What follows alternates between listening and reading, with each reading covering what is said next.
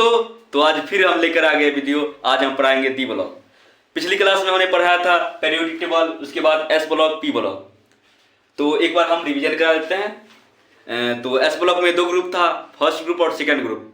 First group को हम कहते हैं अल्कली मेटल और सेकंड ग्रुप कहते हैं अल्कलाइन अर्थ मेटल। उसी तरह हम पी ब्लॉक पढ़ाए थे। पी ब्लॉक कहाँ शुरू होता है? 13 ग्रुप से लेकर 18 ग्रुप तक जाता है।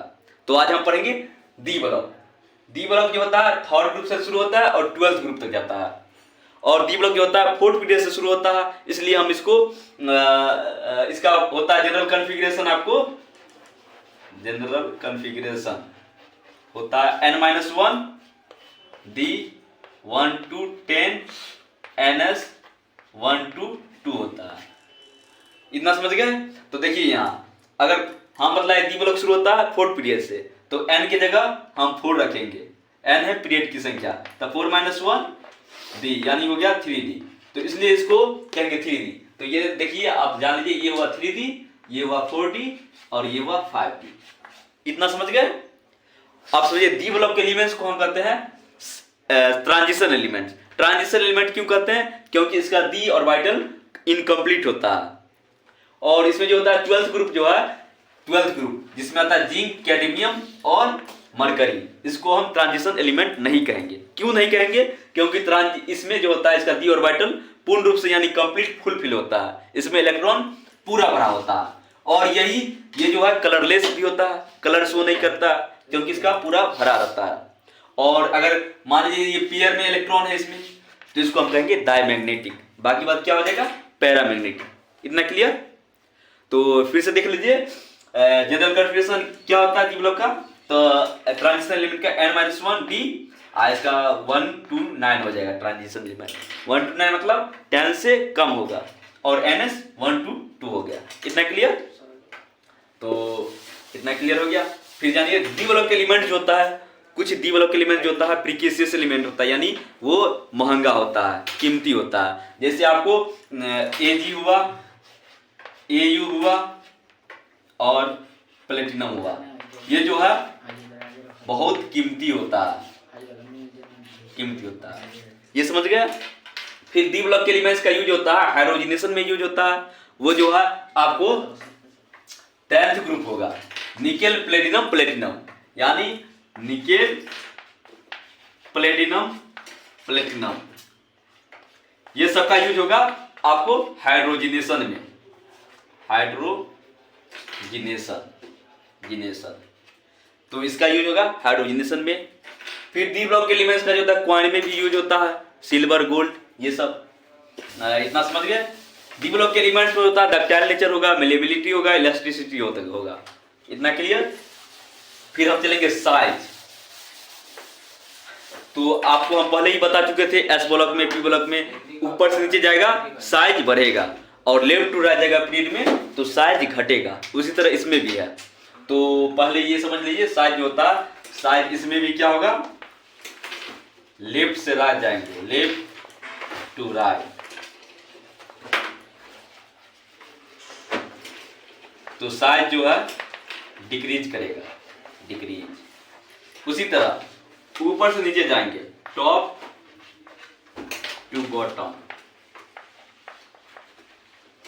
तो साइज इंक्रीज करेगा। तो इतना समझ गए? ये आप फिर से देख लीजिए, लेफ्ट से राइट जाएंगे साइज घटेगा, टॉप टू बॉटम जाएंगे साइज बढ़ेगा। लेकिन यहाँ कुछ वेरिएशन है, उसको हम आपको बता देते हैं। तो जान लीजिए, पहले हम बताएं लेफ्ट से राइट जाएगा साइज घटेगा, तो होना चाहिए ये साइज, ये नहीं, सॉरी, होना चाहिए लेफ्ट से राइट जाएगा घटेगा, तो साइज आपका ये होना चाहिए।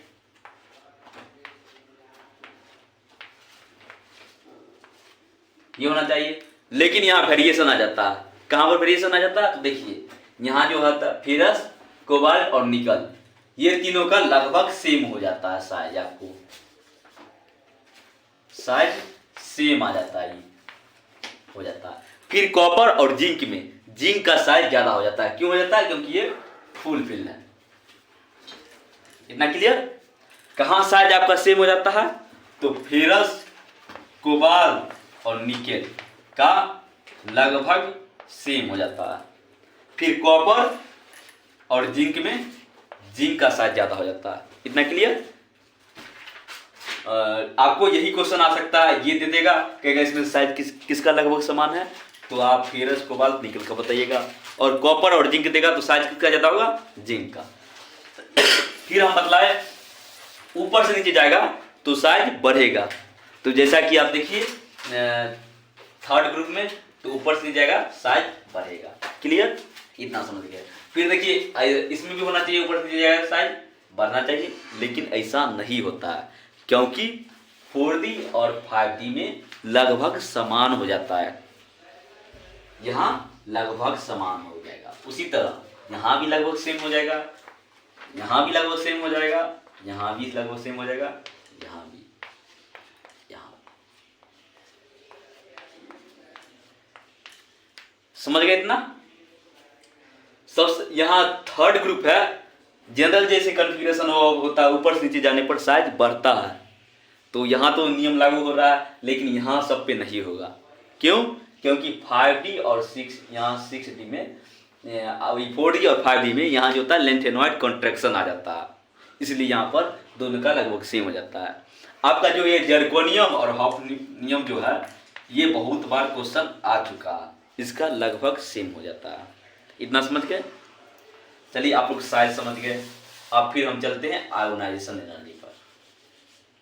देखिए आपको डी ब्लॉक में क्वेश्चन पूछेगा तो यही साइज पूछेगा और आयोनाइजेशन एनर्जी पूछेगा, यही दोनों में से आपको क्वेश्चन आ सकता है और यही में बच्चा फंस जाता है।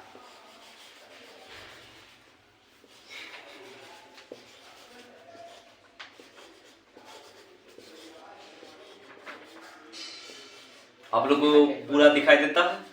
दिखाई दे रहा है? चलिए क्लियर है। तो साइज आयोनाइजेशन एनर्जी होता है, वो साइज का इन्वर्सली होता है, यानी साइज बढ़ेगा तो आयोनाइजेशन एनर्जी घटेगा। तो यहाँ लेफ्ट से राइट जाने पर साइज बढ़ रहा था, सॉरी साइज घट रहा था, तो आयोनाइजेशन एनर्जी क्या होगा? बढ़ेगा। और लेफ्ट और जो यहाँ ऊपर से जाने पर साइज बढ़ रहा था तो आयोनाइजेशन एनर्जी घटेगा। लेकिन इसमें भी वेरिएशन आ जाता है। देखिए सबसे पहले साइज बढ़ना चाहिए तो बढ़ रहा, लेकिन यहाँ देखिए जिंक और कॉपर में साइज बतलाए हम आपको, कॉपर और जिंक में साइज हम बतलाए हैं, जिंक का ज़्यादा होता है ना, जिंक का ज़्यादा साइज, और साइज जो होता है आयोनाइजेशन एनर्जी का इन्वर्सली होता है, उल्टा होता है। तो देखिए होना चाहिए तो आयोनाइजेशन एनर्जी कॉपर का ज़्यादा होना चाहिए इस हिसाब से, लेकिन यहाँ गलत हो जाता है, यहाँ जिंक का ही आयोनाइजेशन एनर्जी ज़्यादा होगा। क्यों ज़्यादा होगा? क्योंकि जिंक जो होता है उसका डी ऑर्बिटल फुल फिल्ड है, यानी पूरा भरा हुआ है। इतना समझ गए?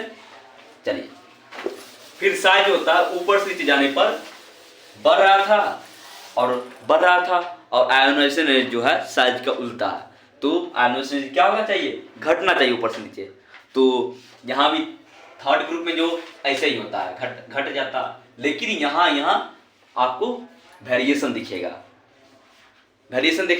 जैसे आपको जो होता है ग्रुप जो होता है, ग्रुप 4, 5, 6 और 10 में जो होता है आयोनाइजेशन एनर्जी का ऑर्डर बिल्कुल विपरीत हो जाता है इसके, यानी उल्टा हो जाता है। यहाँ हो जाएगा आपका आयोनाइजेशन एनर्जी का ऑर्डर 5D, 4D और 3D।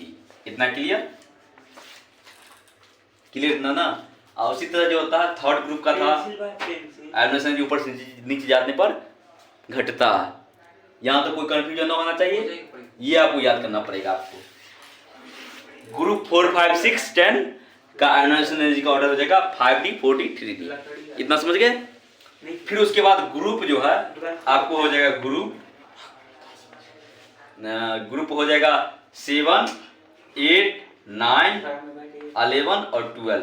इसका आयोनाइजेशन एनर्जी का ऑर्डर हो जाएगा आपको 5D, 3D, 4D, ये ऑर्डर हो जाएगा।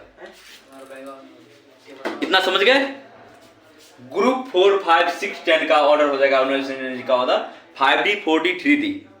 और ग्रुप और ग्रुप जो हो जाएगा 7, 8, 9, 11, 12 का हो जाएगा 5D, 3D, 4D। यहाँ वेरिएशन आपको दिखेगा और यहाँ क्वेश्चन पूछेगा, आप इसी में फंस सकते हैं। इससे अच्छा आप जो है याद कर लीजिए, जैसे मोबाइल नंबर याद हो जाता है उसी तरह याद कर सकते हैं मोबाइल नंबर की तरह। क्लियर हो जाएगा ना। चलिए दोस्तों, तो एक बार हम फिर से रिवीजन कर देते हैं। तो सबसे पहले हम बतलाए डी ब्लॉक एलिमेंट्स किसको कहेंगे। तो डी ब्लॉक एलिमेंट्स उसको कहेंगे जिस एलिमेंट्स का लास्ट इलेक्ट्रॉन जो होता है डी सबसेल में प्रवेश करेगा, एडमिट होगा, जाएगा, उसको हम डी ब्लॉक एलिमेंट्स कहेंगे। डी ब्लॉक एलिमेंट्स को हम कहेंगे ट्रांजिशन एलिमेंट भी कहते हैं। क्यों कहते हैं? क्योंकि इसका डी ऑर्बिटल इनकम्प्लीट फील्ड होता है, यानी कंप्लीट फुलफिल नहीं होता है। फिर डी ब्लॉक एलिमेंट्स को, कौन से डी ब्लॉक एलिमेंट्स को हम ट्रांजिशन एलिमेंट नहीं कहेंगे? तो वो हो जाता है जिंक, कैडमियम और मरकरी, यानी 12th ग्रुप को। क्यों नहीं कहेंगे? क्योंकि इसमें जो होता है इसका डी ऑर्बिटल कंप्लीट फुलफिल होता है, यानी पूर्ण रूप से भरा रहता है। इतना क्लियर। फिर हमने बतलाया साइज का ऑर्डर, लेफ्ट से जाने पर साइज घटता है और ऊपर से नीचे जाने यानी टॉप से बॉटम जाने पर साइज बढ़ता है।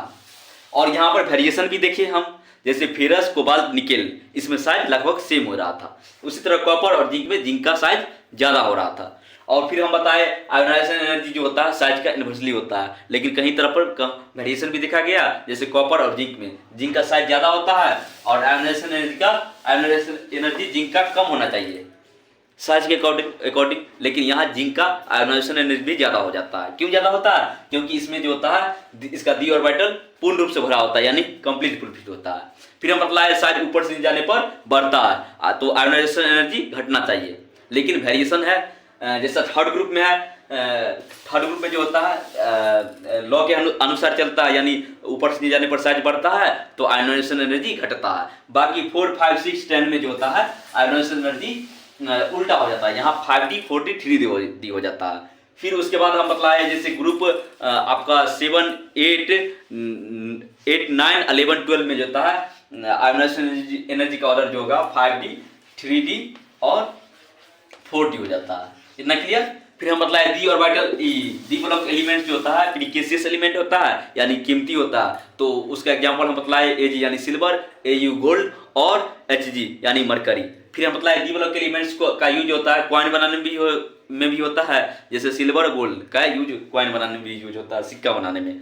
फिर हम बतलाए डी ब्लॉक एलिमेंट्स का जो हाइड्रोजनेशन में यूज होता है, जैसे निक, प्लेटिनम। क्वेश्चन आपका आएगा कौन सा ग्रुप जो है डी ब्लॉक एलिमेंट्स का जो होता है, कौन सा ग्रुप जो है उसका यूज हाइड्रोजनेशन में यूज होता है, हाइड्रोजनेशन में। तो आप क्या बताइएगा? तो ग्रुप 10 बताइएगा। ग्रुप 10 का यूज होता है हाइड्रोजनेशन में यूज होता है। तो पूछेगा कौन कौन सा एलिमेंट्स है वो जिसका हाइड्रोजनेशन में यूज होता है? तो निकेल, प्लेटिनम और प्लेटिनम। इतना क्लियर हो गया। चलिए, कोई प्रॉब्लम?